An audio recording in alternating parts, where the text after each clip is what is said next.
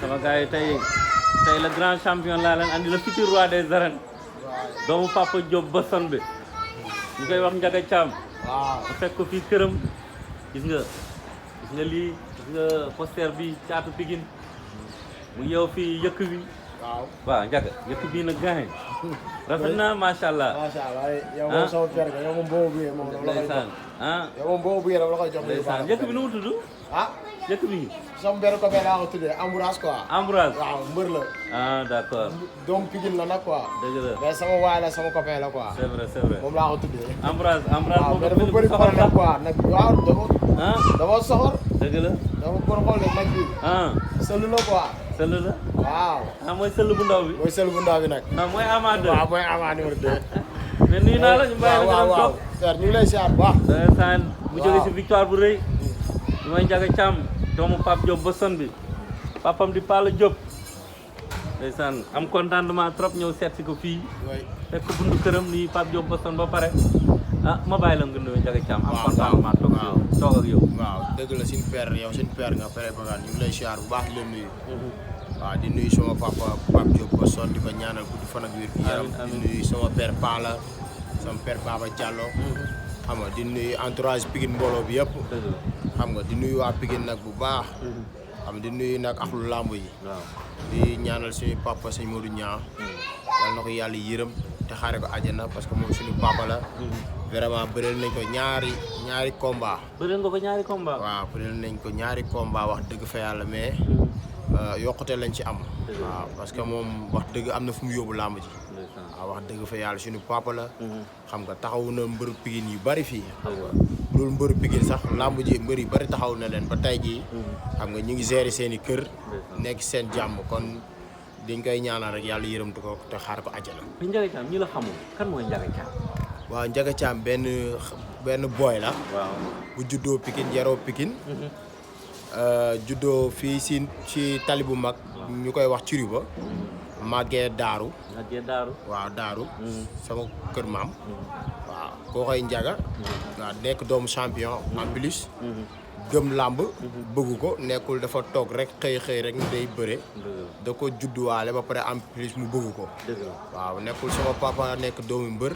ma papa nekk mbër ma nekk doomu mbër rek damaa war a bëre parce que maay grand frère maa ngi leen nuyoo passage. ñoom mun naa ni bëreewuñ te ñu ngi dund. di nekk seen jàmm. xam nga kon lii man lu ma opté la gëm ko quoi. war si nekk champion war a yeggali mission bi sama papa dem doxal. waaw sama papa def na lu ne si làmb Pape Diop Boston nga bëgg a àggal. moom rek laay yeggali soxla ma dara si làmb man. soxla ma mission bi rek. millions yi gars yi xëccoo sax xëccoo ma ko. yow daal na mission bi waaw man damay confirmer rek wane ni. li sama papa def. lu am la parce que génération bi ñëw. ak génération bi nekkoon duñ benn. technologie bi.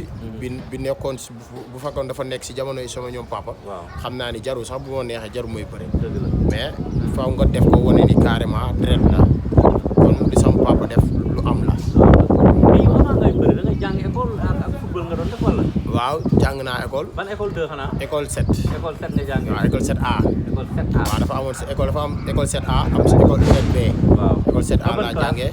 CM2. ba CM2. ba CM2. kan moo nekkoon sa musée wala fàtte nga ko. Moussa Tayer. Moussa Tayer waaw dama koy gis ba léegi sama xarit la nag wax dëgg ba léegi dafa ma dem wax waaw maa ngi koy nuyu au passage. Ridis la dëgg sax dafa ma dem wax ni booy. gis nga góorgóorlu rek. li nga ma dem wax loolu si loolu nga nekk tànk dama ko daan wax ni man. xam nga père man dama bëgg bëre quoi. parce que dañu daan jël récréation mooy sonal élèves yi lekk seen dagg seen mburu yi. xam nga sonal leen jël seen xaalis affaire yooyu. dem tegee ko bëre. affaire yooyu noonu su ma ñëwee mu ne ma yow da ngay jàng wala bëre moo la fi indi affaire yooyu ma ne ko non man damaa bëgg bëre rek affaire yooyu noonu. waaw gars yi leçon sax ay temps dama la leçon yi sax mooy loolu dama ko dem maintien daal. ndax bëre. waaw bëre moom lu gën a yàq suma làmb si la bokk. waaw football nga de. waaw football naa. joué naa football. non. jéewu ma newetaan mais daan naa football nag lu bari. waaw daan naa football lu bari moom wax dëgg. waaw football lamb bi daal après moo nekk sa passion parce que da nga ko nàmp. dama ko nàmp en plus bëgg ko. mu nekk loo xamante ni dafa nekk ci man. su ma toogee def moo sax dafa may déranger. man su ma soñoon dimanche bu ne ma bëri. mais avant ngay dugg lutte avec frappe sa tour dafa jiitu sa tour dugg avec lutte avec frappe. waaw lan moo ko war mbapat bi la woon. mbapat bi. parce que man maa fi jël 72 heures Fallaye ñaari yoon. amul benn doomu Pikine bu ko def. waaw man dama teel a rayante suma carrière bi may nekk xale. waaw dama teel a rayante. bokk si 72 heures Falaye yooyu nga jël ñan mbër nga fa daan yoo xam ne tey ñu ngi nekk si làmb arène bi.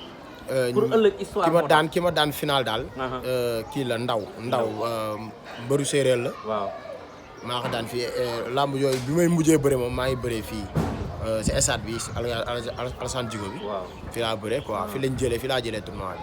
nga dugg ak lutte avec frappe. yaa ngi si ñaata combat. maa ngi si 11 combats 10 victoires benn défaite. 11 combats. 10 victoires benn défaite. condition bi léegi mu àgg de. léegi mu yàgg kay moo tax sax nii xam nga.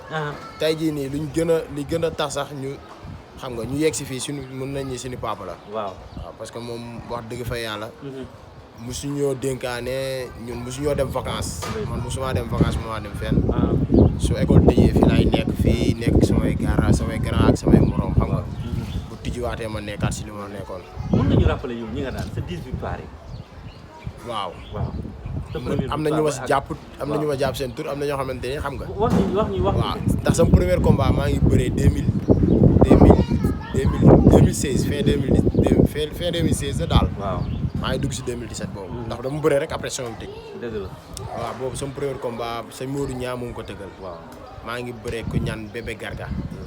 waaw bëree na bu yàggul sax moom. bébé Garga laa njëkk a daan. après ma daan junni bu parcelle. waaw après si laa bëree booy bi nekk si écrit Eumeu Sène. kii lañ koy wax saa bokkal. waaw saa bokkal laa daan sama 3e combat. 4e combat ma daan xàlle tali benn mbër bu ñaan xàlle tali. waaw après si laa daan tampon ndaw. jaw din doomu Souleymane Jaw. waaw après si laa daan kii Mori Cargo. daan fi kii nu mu tudd doomu Mouhamed Ali. damay faat nu mu tudd doomu Mouhamed Ali booy mbelax. ma daan booy mbelax. si laa ñëw daan càndum. waaw daan naa càndum. daan naa ki booy balde bi tamit daan naa ko. waaw dafa mel ni loolu la de suma juumul. sa defet bi kan moo la daan. sama defet bi booy ñàgg ma daan. booy ñàgg waaw. mais moom da nga ko eto dina ñëw moom. non waaw non xam nga rek. lamb moom jëli revanche wala moom. non lamb ñii lañ lay daan da ngay daan ñi. parce que moom bi ma daanee ba léegi sax bëréewul maa ngi koy nuyoo passage. xam nga lamb jooju dama waroon daanu rek. parce que damaa ñëw xam nga fatu jeunesse. ma ne ni carrément maa mën maa ëpp doole maa feesal salle bi damay def lu ma neex. waaw paa yi dañ ma daan wax sax mën leen père yéen jarul conseil toog leen nii rek xaar ma. te vraiment loolu ma leen dem wax. loolu mooy li am. mais tamit yàlla des fois day wane boppam seen mbir. wane ni xam nga mooy borom jaam ñi daal. mais sa 10e victoire bi ni bëggee woo ko noonu de bi ngay daan booy balde keroog. waaw bëggee woo ko noonu déedéet dama bëggoon ñu xeex. moo wane ni maanaam. jàng naa xeex. waaw bëre bi si man la nekk dama ko loolu moom lu ma judduwaale la. mais dama bëggoon ñu xeex bëre. parce que bi ma gënee nekk xale. waaw dañ ma jàngal xeex. dañ ma jàngal xeex. Camp Leclerc. waaw fa lañ ma jàngalee xeex ma nekk booy bu ndaw di jàng xeex. waaw moo tax may toog chaque jour su ma bëree pare ne ñii du sama adversaire. parce que war naa bëre ak yeneen adversaire yoo xamante ni tey jii dañ ñaan dañuy rey njaga. waaw. waaw combat yi mooy combat quoi. yow kan moo la mën a rey actuellement kan nga gis ne kooku tey boo leen daf lay rey. Franc bu jugee si combat bi war nañ mën a bëre. Franc Forza. man su ma soñoon père. waaw Bombardier Tapha Tine. ku si daan kay ñu awal ma keneen ci. moom mu ñëw rey la. wóor na yàlla yooyu moom si la ñuy xamee kan mooy njaga mais bu fekkee man ak samay morom nii rek mën naa leen jeexal te xam nga ku bëri 11 combats. am si benn défaite kon yow doo morom booy. kon yoon la man ma bëri ay. kon yow doo moromu xale yi. du ma morom benn booy góor a soog. man ak moom du ñu war a bëri. combat loolu dafa ñor. mais xam nga mbër yi léegi nekk ñu ay mbër ay ragal lañ quoi kenn xamul luñ doon parce que mbër yi dawante quoi. kon yow daal bëgg nga ñu abal la Franc. wallaay ñi si kaw laa bëgg man ñi si kaw laa bëgg. mais yow Franc gisoo nu mu daan sox xanaa njaga non mais c'est normal war na mën a daan soxu. mais man du ma soxu de du ma Franc. du ma soxu du ma Franc man lañ njagaat doomu Boston. waaw lii nga xamante ni dama koy def dafa nekk si man. kon yow mission bi France la bokk. mission bi nga war a terminer France la bokk. ak roi des arènes bi sax si la bokk. père man sama bët maa ngi ko teg sori parce que nekku làmb foo dugalu ma si. waaw foo dugal ma si làmb am na leneen lu ma gis si làmb dul parce que tey jii nii ñii di ma topp nii yëpp làmb yee tax kon war ma ko caaxaane te war naa leen si teral képp kuy ànd ak man war naa teel si làmb parce que làmb ji moo gën a tax ngay ànd ak man. dëgg la voilà. mais bu mu la waxee kenn koo xam ne xam naa ne kooku moom ñeme woo ko boole si mission bi. kan la Gris 2. billaay baax na tamit. waaw mais kooku nag ko fay fils nag kooku. man lu ma gën a dis gën ma arrangé. mais Gris 2 bokkul ak gars yi. non mais yow man ay ñoom Fara laay kontaagal ay mbëru séeréer lañ. fils Gris 2. billaay Gris 2 moo ma gënal sax gars yi mi ma tudd nii. man dama war a wane sama bopp te si ñooñ laa koy wane ponkal yooyu nga xamante ni si nii ñoo feesal làmb ji. waaw xatal làmb ji te nanguñ bëri pour lan te booy nekk si suuf di leen xaar te nangu ñoo jël booy pour lan per làmb ji dafa war a ibbeeku ñëpp ku nekk bëree sa morom. ñun dañoo rayante maanaam nekk ñu dañoo bëre 2 combats rek ñu ne non doomu diw lañ jël. non dañoo rampé ñëw. wane prouver li mooy wane yëpp. dëgg la voilà kon dama war a bëree ak ñoom. c'est normal quoi. c'est normal voilà parce que man yóotuwuma nag pour bëre kenn de. mais damaa liggéey loolu. da nga liggéey loolu. voilà dëgg la damaa daan samay morom. benn defet laa am. voilà te ñoom daanu nañ daanooti. xam nga kon man c'est normal war naa bëre ñoom. tey su ma la dugaloon géej waaye kan sa xel si kan lay dem boo ko bëggee koo war a bëre. ku bëre woon Sokh lay bëre. Marley mooy sama adversaire. géej waaye moo ko dugal Marley mooy sama adversaire. boo duggoon géej waay. Marley laay bëreel. Marley ngay ne coppit. billaahi bu dugal ko ci mission bi. jàngalaat leen bëre ñooñu mënuñu bëre. Marley mënul bëre. non ber làmb ñii war ñu yegg si fii si ay bëre ay match nul gëmuma loolu man gëmuma ay match nul. man ñaar benn laa gëm. waaw daan jeex na. yow daal daan nga gëm. daan rek laa gëm. noo mun di toll damay. gëm gëmoo daanu daan rek. déedéet gëmuma daanu. noo mun di toll damay gëm ni dama lay daan. te man du ma arrêté mbër man lu ma soxla laay ñëw jël. jeex na loolu kese. voilà musuma bëree 5 minutes. gis naa ko. voilà looloo tax sax gars yi yenn mbër yi boo leen yenn ménageurs yi dañ naan la non Ndiaga booy sama booy du bëre ak yow. parce que booy bëgguñu ku leen di daan vite fait. dañoo bëgg ku leen di raayal bëre ak ñoom sax. waaw man leen namp man loolu nekkul si man. waaw man damaa am fulla. waaw dama am fulla léegi nga ne géej waay Marley nga fay. Marley war na bu la yóbbee parcelle ma bëre Gora Sock. Gora Sock laay bëreel. Gora Sock nga fay yóbbu. Gora Sock laay bëreel moom dafa war a ñëw bëre. kan lay bëreel amul ku mu bëreel fii ku dul ñun ñii. si defet la jógee. dëgg la benn gannaaw du bëreeg moom ñun la war a bëreel. su ma la dugalee Lamsaar koo fay jël. Lamsaar. waaw Lamsaar bëri naa fay adversaire de. mooy dafa mel ni. wala foofu dafa saf. non saful mais Lamsaar saful. Lamsaar tàngul. Lamsaar daal ku ma fa gis. suñu war a mën a bëre dafa am combat quoi. dafa am combat. waaw su ma la dugalee Bawol ma xaar Tapha Tine rek père. Tapha Tine rek nga fa saabu. Tapha Tine rek Bawol dañ ma amul ko ma si mën a daan. mais Ndiaye Tine nga ko. non Ndiaye Tine dafa mën a Ndiaye Tine dama ko fekk Medina daan ko. taxawal nañ suñu combat arène bi la. non dañoo taxawal suñu combat ñetti yoon. waaw ñetti yoon Fall Ndiaye ngi dégg li may wax. waaw mu daw. waaw benn bi nangu woon na bañ naroon régulariser. waaw après ay mbokkam ñoo ko delloo. mais moom nee na delloo magam jafe na rakk ji moom bu pare. non rakk ji ku ma ñëwewul moom ñëwewu moo parce que dañ ma jox magam rek parce que moom rakk ji ñëwewu ma victoire la jógee da lay jël. non du ma jël xalaatu ko sax. non Ndiaye Tine da lay jël. woo ko waxal ak moom. Ndiaye Tine ay nuñ koy waxeeti. mais kii supporters yi nga xamante ni. ñoo bëgg làmb. waaw ñoom ñoo bëgg combat bi. soxla wu ma bëre ak yow dégg nga ma. waaw voilà soxla wu ma bëre ak yow. voilà man liggéey naa li ma war a liggéey ñi ma war a bëre naa bëre ak ñoom. xam nga da nga lay wax ñu foog ne da ngay laajte laajuma la. waaw ñi ma bëgg a bëreel xam nañ seen bopp. Mbaye Gouy Gui waaw. Mbaye Gouy Gui kooku gën a neex day daan si bool yi. waaye da ngay wax rek. tapet yooyu. non mu ay tapet lañ Mbaye Gouy Gui di yéeg kaani noonu rek. kaani bu ñorul noonu da koy yéegee wax fii. mais ay ñoom Mbaye Gouy Gui yëpp ay tapet lañ. wallaahi. mais Mbaye Gouy Gui bés mu ko tàllalee micro bi dina la wax ni tàng jër laa la wax. ñooñu père ay ragal lañ. lamb ji moo bëri tapet père. Mbaye Gouy Gui si la bokk. wallaahi. gisoo maanaam gars yi lu nooy la ñuy wër nee naa leen kuy wër lu nooy utal visa dem Europe. nga bàyyi ñoog suñu lii nga xamante ni xam nga suñu sport national la. dëgg la xam nga tey jii nii gars yi am na ñoo xamante ni tey jii lamb rek la ñuy dund.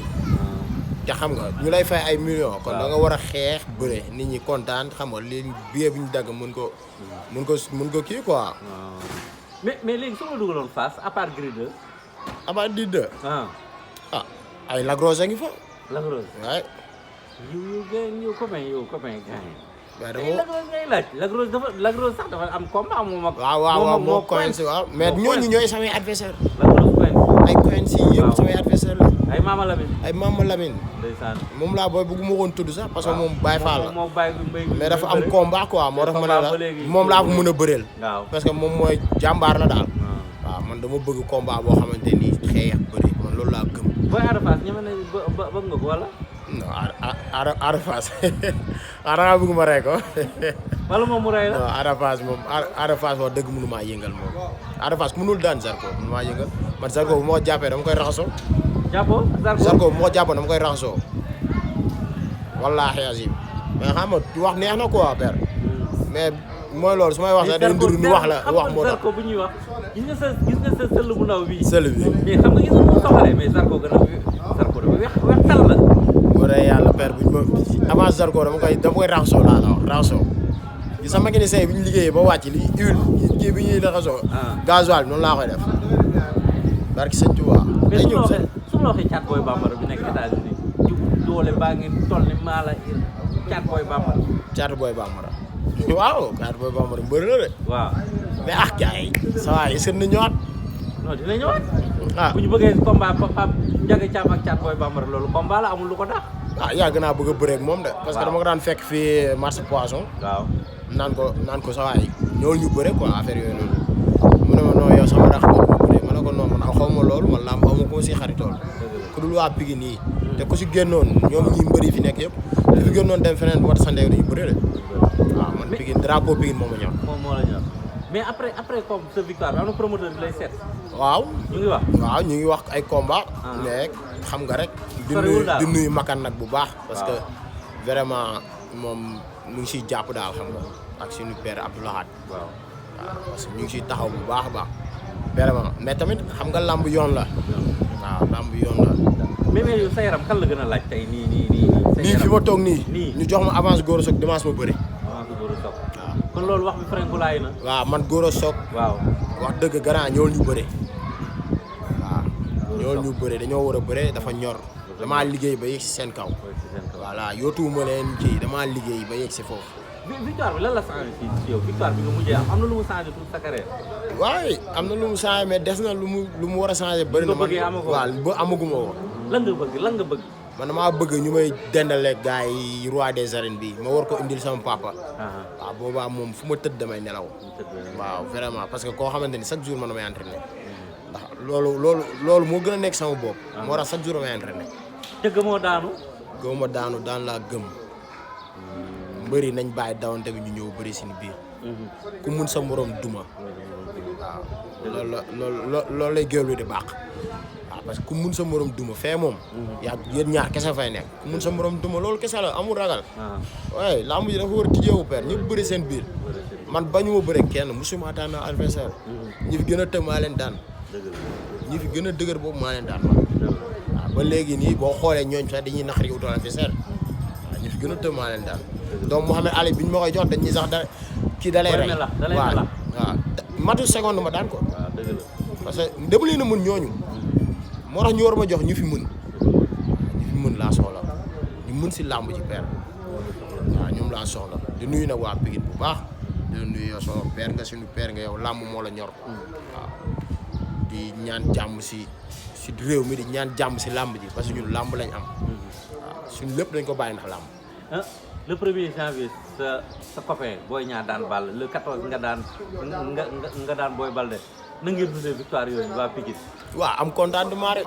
kontaan parce que ñun ñoo liggéeyandoo combat bi wax dëgg fa yàlla. parce que man moom maa am chance boo xamante ni mbër Pikine yi amuñu ko de. vraiment parce que man maa fi nekk ak mbër yëpp daanaka.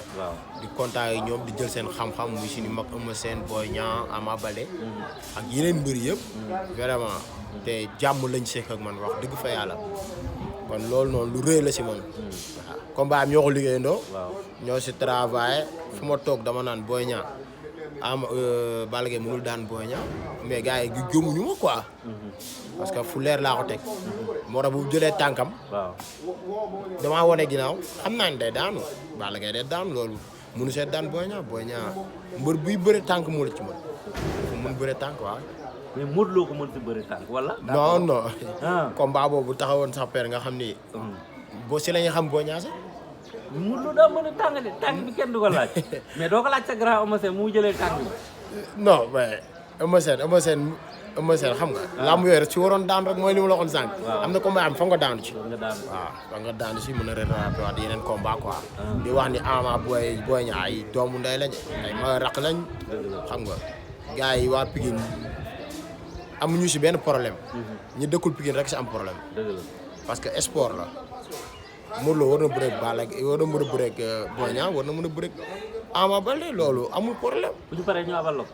nooy man tey jii Balla Gaye Boy Niang bu daanoon Modou Lo. tey jii man mi roi des arènes la keneen ak keneen Pikine roi des arènes la ñun looloo ñu si ñor mais nekkul cadre Ama moo war a bëreeg Modou Lo. Boy Niang moo war a bëreeg Modou Lo loolu amul sens li am sens mooy ku mu si bëreel. ñeme nañ boo war a mën a bëreeg waa Pikine. kon kay nañ bëreeg moom daan ko mu jeex. kuréel bi dugg Pikine. kuréel bi dugg Pikine bu waree bëreeg Ama tamit kon ne bëreeg Ama jël ñaari avancé bu ko neexee. mais l' essentiel ne waa Pikine daan. loolu moo ñu ëppal njëriñ quoi wax dëgg. waaw loolu mooy suñu kii. kontaan si yow fii. waaw père ba ñu lay kontaane bu baax a baax. maa ngi lay ñaanal nga nekk le futur grand champion. waaw allahumma amiin successeur de Pape Diop Boston. allahumma amiin ñu bokk maa ngi lépp koy ñaan bu baax a baax. amiin amiin ñu bokk lépp. ñaan tamit mbëri nañu jël avance bu Ndiaga Thiam. le fils de Pape Diop Boston ni ñu jël avance. oui Gora Sock dégg nga bi la appel bi la Ndiaga Thiam def. Zarko dégg nga Ada Fass dégg nga Gris 2 dégg nga Thiat Boy Bambara dégg nga ah Marley dégg nga. donc yaakaar naa adversaire yi bari na. adversaire yi nga fi lim yaakaar naa ñooñu tey mënuñu naa bañ. déedéet nekkee lamb rek la ñuy wax. vraiment parce que tu es un poids lourd. tu es un futur champion. doomu champion nga. màggee si bëre mandee si bëre mbapat si bëre.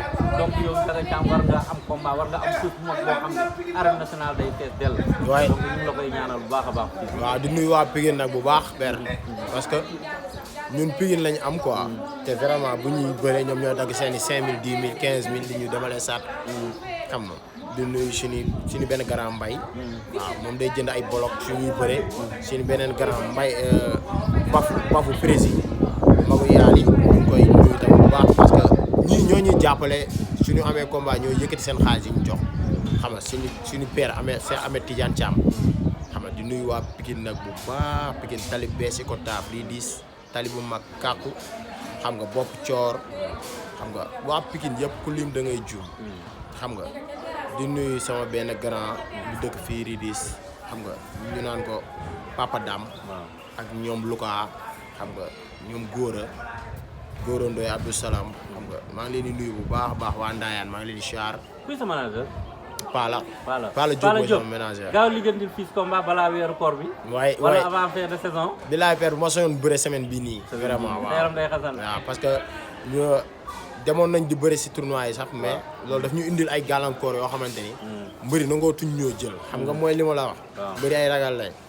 waaw booy bëre tournoi dañ naan non kii mbëri tournoi la day def nii day compétir yi naan. te man mbëri yi nga xamante ni ñoo mën si tournoi bi. tey jii bu ñu ma leen joxe mu bëree ñoom. parce que mbër nga bu dee mbër ngay wuyoo amul kiy bëre si tournoi amul kiy bëre si dóor. voilà parce que bu leen xasee jàppante rek mbapat day am. waaw. mais jërëjëf. waaw kontaan nañu. ñu joxe rendez-vous prochainement. waaye yow si signature contrat. waaw xam naa léegi contrat bi dugg. jeex na yow.